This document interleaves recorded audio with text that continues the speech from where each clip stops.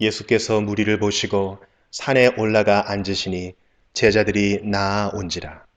입을 열어 가르쳐 이르시되 심령이 가난한 자는 복이 있나니 천국이 그들의 것이며 애통하는 자는 복이 있나니 그들이 위로를 받을 것이며 온유한 자는 복이 있나니 그들이 땅을 기업으로 받을 것이며 의에 줄이고 목마른 자는 복이 있나니 그들이 배부를 것이며 긍휼히 여기는 자는 복이 있나니 그들이 긍휼히 여김을 받을 것이며 마음이 청결한 자는 복이 있나니 그들이 하나님을 볼 것이며 화평하게 하는 자는 복이 있나니 그들이 하나님의 아들이라 일컬음을 받을 것이며 의를 위하여 박해를 받은 자는 복이 있나니 천국이 그들의 것임이라. 나로 말미암아 너희를 욕하고 박해하고 거짓으로 너희를 거슬러 모든 악한 말을 할 때에는 너희에게 복이 있나니 기뻐하고 즐거워하라. 하늘에서 너희의 상이 큼이라. 너희 전에 있던 선지자들도 이같이 박해하였느니라. 너희는 세상의 소금이니 소금이 만일 그 맛을 잃으면 무엇으로 짜게 하리요. 후에는 아무 쓸데없어 다만 밖에 버려져 사람에게 밟힐 뿐이니라. 너희는 세상의 빛이라. 산 위에 있는 동네가 숨겨지지 못할 것이요 사람이 등불을 켜서 말 아래에 두지 아니하고 등경 위에 두나니 이러므로 집안 모든 사람에게 비치느니라. 이같이 너희 빛이 사람 앞에 비치게 하여 그들로 너희 착한 행실을 보고 하늘에 계신 너희 아버지께 영광을 돌리게 하라.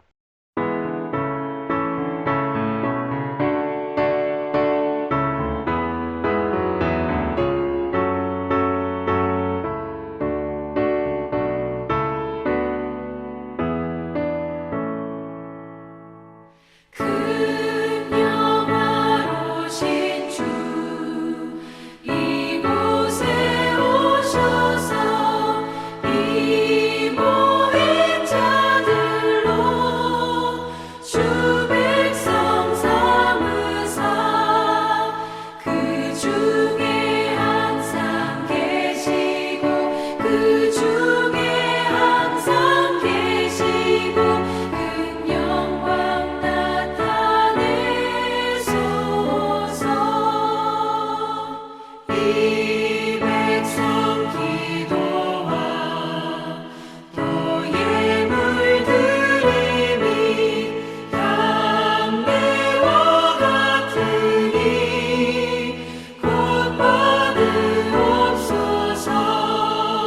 주 예수 크신 복음을 주 예수 크신 복음을 만 백성 듣게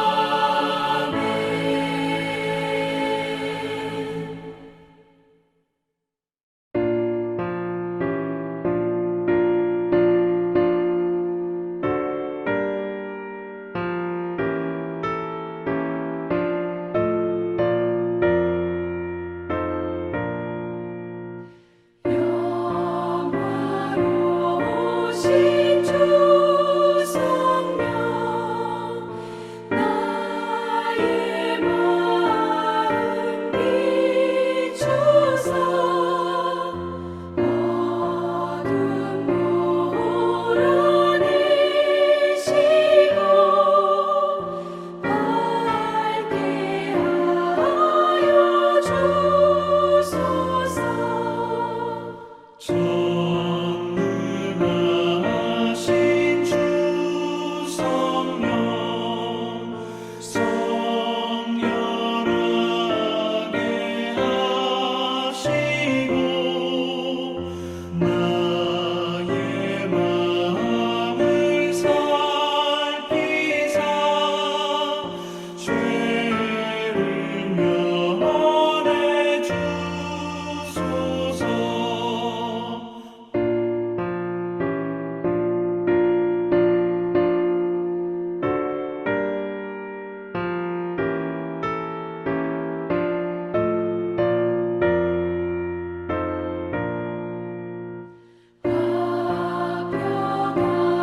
화평하신 주 성령 슬픈 맘에 오셔서 온갖 괴로움 없애고 기쁜 마음을 주소서. 거룩하신 주 성령 나의 마음에 계시사 만명 괜히 없애고 홀로 주관하소서.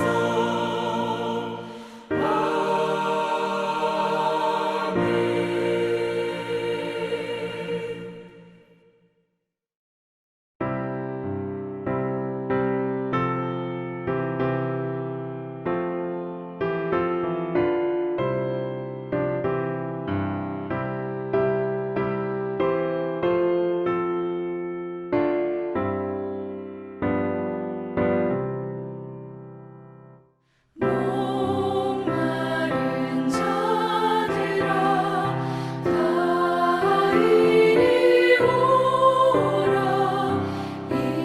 이곳에 좋은 샘 흐르도다. 힘쓰고 애쓰니 없을지라도 이 샘에 오면 다 마시겠네. 이 샘의 솟는 물 강같이 흘러 온 천하 만국에 다 통하네. 빈부나 귀천에 분별이 없이 다 와서 쉬고 또 마시겠네.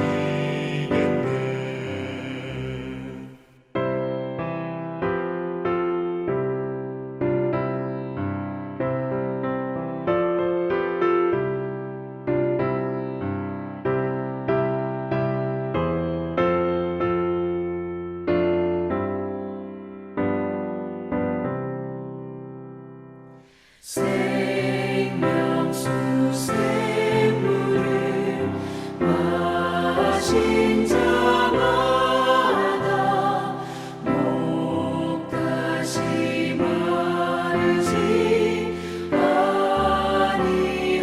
아니하고 속에서 솟아나 생수가 되어 영원히 솟아 늘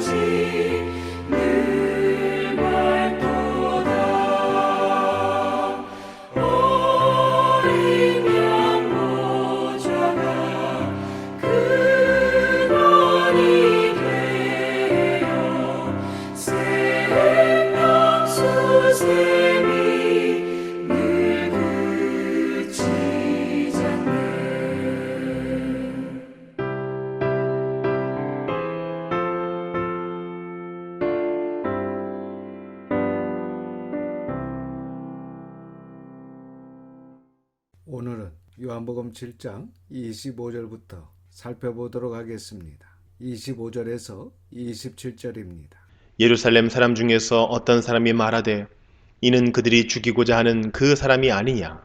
보라, 드러나게 말하되 그들이 아무 말도 아니하는도다. 당국자들은 이 사람을 참으로 그리스도인 줄 알았는가? 그러나 우리는 이 사람이 어디서 왔는지 아노라. 그리스도께서 오실 때에는 어디서 오시는지 아는 자가 없으리라 하는지라.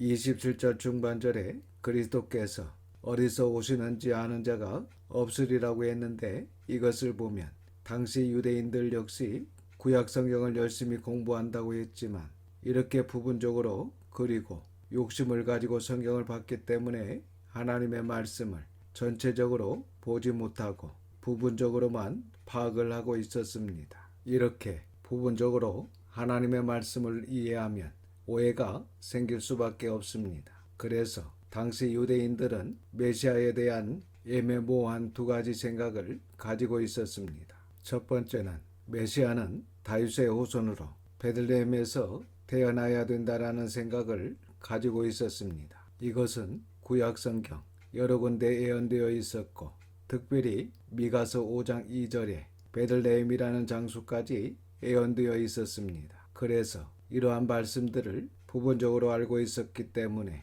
그들은 메시아가 다윗의 후손으로 베들레헴에서 태어나야 한다라는 생각을 가지고 있었습니다.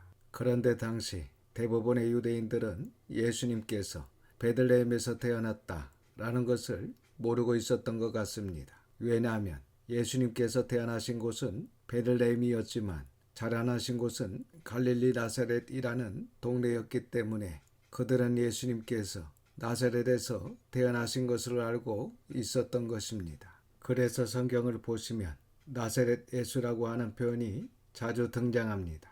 이렇게 당시 대다수의 사람들이 예수님을 오해하고 있었습니다. 그리고 또 두 번째는 예수님의 조림과 재림을 구분하지 못했습니다. 그러니까 성경에 예수님의 조림과 재림이 기록되어 있는데 이것을 바르게 구분하지 못했다는 것입니다. 그러나 성경은 분명히 예수님의 조림에 관하여는 모든 이들이 알 수 있도록 오실 것을 예언하고 있으며, 또한 조림 때는 메시아께서 고난받고 죽으시는 분으로 기록되어 있습니다. 반면에 메시아께서 다시 오실 때는 온 세상을 다스릴 영광의 왕으로 오실 것이며, 또한 그때와 그 시를 전사와 심지어 아들이신 예수님도 모른다고, 그래서 아무도 모르게 그리스도께서 다시 오실 것을 예언하고 있습니다.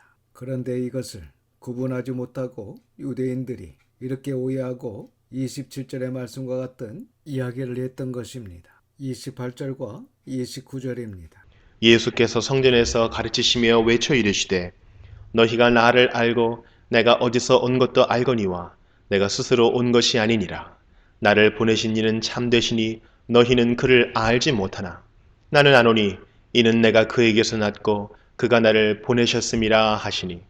28절 상반절에 너희가 나를 알고 내가 어디서 온 것도 알거니와, 이 말씀은 27절에 우리는 이 사람이 어디서 왔는지 아노라에 대한 말씀으로, 그러니까 너희가 나의 신성, 즉 내가 어디 출신인지 나의 인간적 출생 환경은 너희들이 알고 있지만 그런 뜻입니다. 그러나 28절 중반절과 29절을 계속해서 보시면 내가 스스로 온 것이 아니니라. 나를 보내신 이는 참되시니 너희는 그를 알지 못하나 나는 아노니 이는 내가 그에게서 났고 그가 나를 보내셨음이라. 라는 이 말씀은 예수님의 신성에 관계된 것은 그들이 몰랐다는 것입니다. 그래서 예수님은 하나님에게서 오셨고 하나님께서 예수님을 보내셨다라는 이 부분을 명확히 그들에게 가르쳐주고 계신 것입니다. 30절입니다. 그들이 예수를 잡고자 하나 손을 내는 자가 없으니 이는 그의 때가 아직 이르지 아니하였음이러라. 이렇게 예수님께서 참되신 하나님으로부터 이 땅에 보내심을 받은 메시아이시다 라고 하니까 그들이 예수님을 잡고자 했다는 것입니다. 그러나 아직 하나님께서 허락하신 예수님의 때가 되지 않았기 때문에 예수님께 손을 대는 자가 없었던 것입니다. 31절입니다. 무리 중에 많은 사람이 예수를 믿고 말하되 그리스도께서 오실지라도 그 행하실 표적이 이 사람이 행한 것보다 더 많으랴 하니 이렇게 당시 예수님을 잡으려는 무리가 있는 반면에 또한 예수님께서 행하신 표적을 보고 믿는 자들도 있었다는 것을 알 수 있습니다. 32절과 33절입니다. 예수에 대하여 무리가 수군거리는 것이 바리새인들에게 들린지라 대제사장들과 바리새인들이 그를 잡으려고 아랫사람들을 보내니 예수께서 이르시되 내가 너희와 함께 조금 더 있다가 나를 보내신 이에게로 돌아가겠노라. 그들이 아무리 예수님을 잡으려 해도 결정권은 하나님께 있기 때문에 하나님께서 허락하신 그때까지 좀 더 있다가 하나님께로 돌아갈 것이다. 이 말씀을 하고 계신 것입니다. 34절입니다. 너희가 나를 찾아도 만나지 못할 터이요 나 있는 곳에 오지도 못하리라 하시니 이 말씀은 이제 6개월 정도 지나면 예수님께서 이 땅에서 하나님의 구속사역을 마친 후, 즉 십자가에서 죽으시고 부활하신 후 승천하실 것을 말씀하시는 것입니다. 35절과 36절입니다.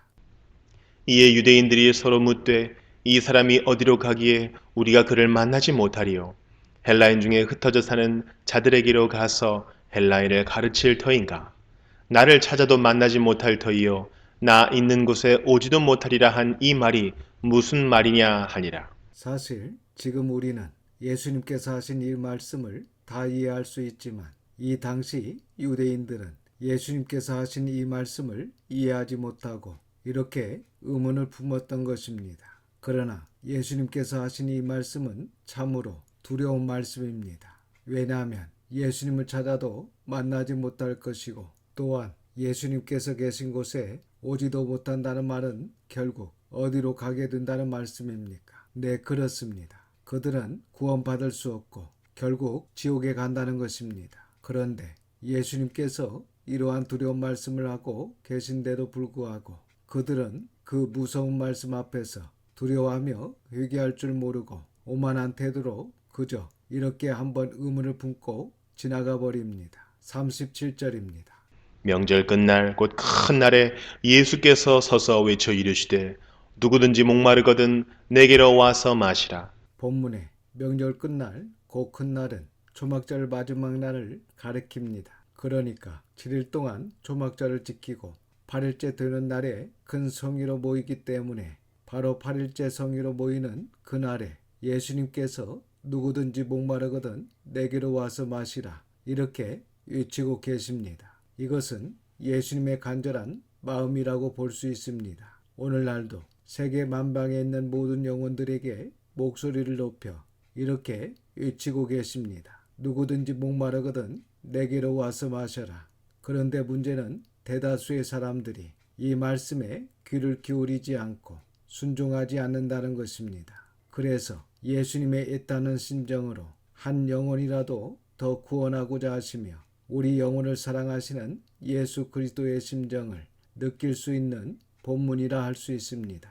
그리고 예수님께서 이 초막절에 생수에 관한 말씀을 하신 배경을 잠시 말씀드리겠습니다.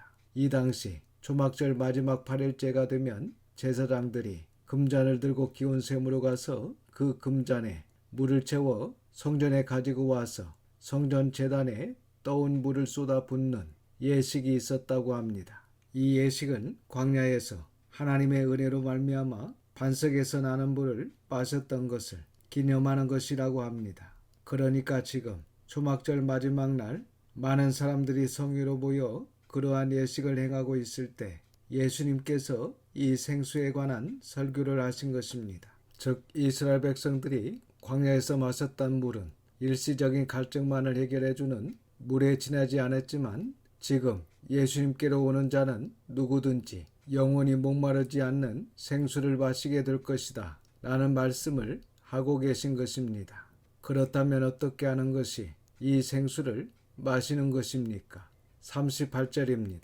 나를 믿는 자는 성경의 이름과 같이 그 배에서 생수의 강이 흘러나오리라 하시니 그렇습니다. 나를 믿는 자. 그러니까 앞에서도 살펴봤지만 성경에서 말씀하는 생수는 바로 예수님이십니다. 그리고 예수님을 믿는 것이 영원히 목마르지 않는 생수를 마시는 것입니다. 저와 여러분이 사복음서를 잘 공부해서 예수님을 제대로 알고 예수님을 제대로 믿는 것이 바로 영원한 생명수를 마시는 것입니다. 그래서 지금 우리가 이렇게 예수님에 대해 공부하고 있는 이것이 곧 우리의 가란 영혼에 해가를 줄 수 있는 아주 유익한 방법이라고 할 수 있습니다. 그리고 38절을 다시 보시면 성경의 이름과 같이 이 말씀은 문자적으로 이 말씀과 똑같은 구절은 없습니다. 하지만 의미적으로는 구약성경 여러 곳에 이러한 의미를 가지고 있는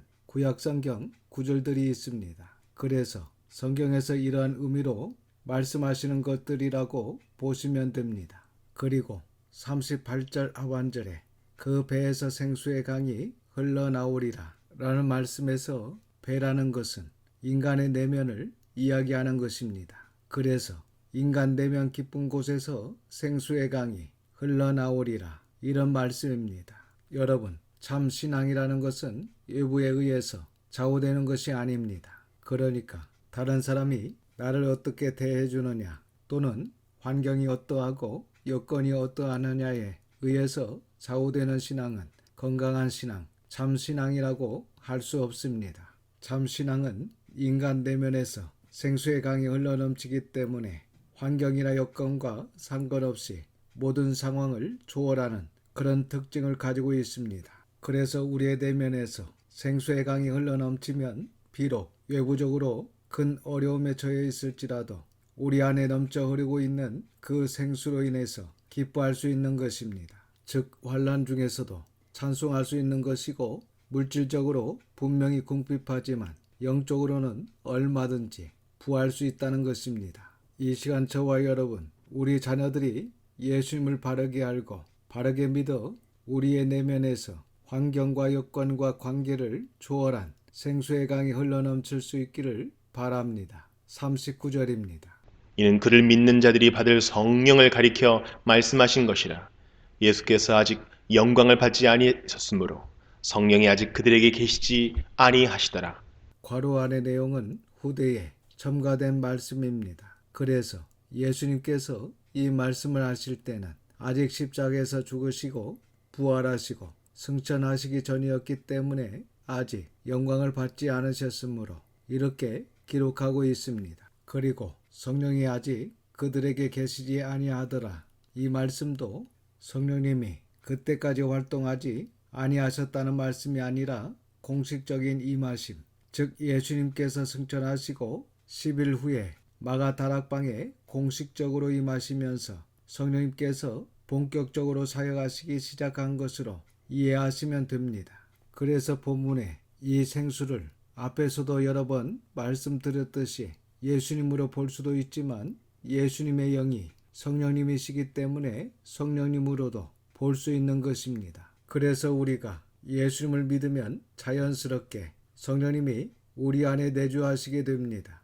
그러니까 우리가 예수님을 믿는 순간 예수님의 영이신 성령님이 우리 안에 거하시는 것입니다. 그래서 내가 예수님을 진실되게 믿고 있다면 성령님께서 내 안에 거하시고 나와 함께 하십니다. 그리고 이렇게 내 안에 들어오신 성령님께서는 어떤 일을 하시냐면 오늘 본문에 말씀하신 대로 마치 생수의 강이 흘러넘치듯이 우리에게 계속적으로 생수를 제공하십니다. 그래서 우리로 계속해서 진리를 사모하게 만드시고 계속해서 깨닫게 하시고 계속해서 나의 부족한 모습을 보게 하시고 회개하게 하시고 변화시키시고 성장시키시고 성숙하게 하셔서 결국은 성화의 자리까지 우리를 안내해 주십니다. 이러한 성령님의 인도와 도우심으로 온전한 성화 구원, 즉 믿음의 도덕을, 도덕의 지식을, 지식의 절제를, 절제의 인내를,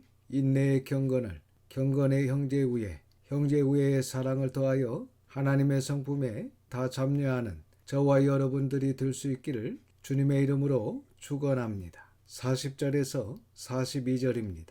이 말씀을 들은 무리 중에서 어떤 사람은 이 사람이 참으로 그 선지자라 하며 어떤 사람은 그리스도라 하며 어떤 이들은 그리스도가 어찌 갈릴리에서 나오겠느냐. 성경에 이르기를 그리스도는 다윗의 씨로 또 다윗이 살던 마을 베들레헴에서 나오리라 하지 아니하였느냐 하며 이렇게 지금 예수님의 말씀을 듣고 세 부류로 갈려지는 것을 볼 수 있습니다.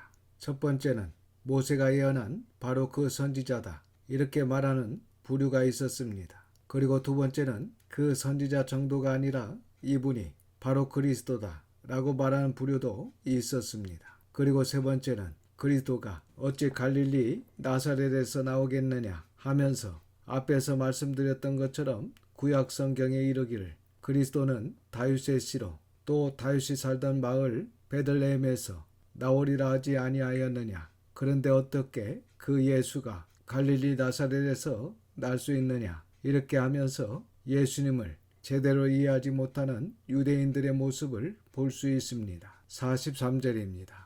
예수로 말미암아 무리 중에서 쟁론이 되니 이렇게 예수님을 제대로 알지 못하고 부분적으로 알고 있었기 때문에 쟁론이 일어나는 것입니다. 오늘도 마찬가지입니다. 성경 66권을 전체적으로 바르게 알지 못하고 부분적으로 단편적으로 알고 있으니까 교회 안에 다툼이 일어나거나 이단이 나오고 사이비가 나오는 것입니다. 그래서 우리는 하나님께서 주신 이 성경 66권 창세기부터 요한계시록까지 한 권도 빼지 말고 또한 한 절 한 절 열심히 공부해서 성부 하나님, 성자 예수님, 성령 하나님을 바르게 알고 바르게 믿어 하나님의 뜻대로 행하는 하나님의 자녀가 되어야 할 것입니다. 44절입니다. 그 중에는 그를 잡고자 하는 자들도 있으나 손을 대는 자가 없었더라. 앞에서 말씀하신 대로 아직 예수님의 때가 되지 않았기 때문에 예수님께 손을 대지 못한 것입니다. 45절과 46절입니다.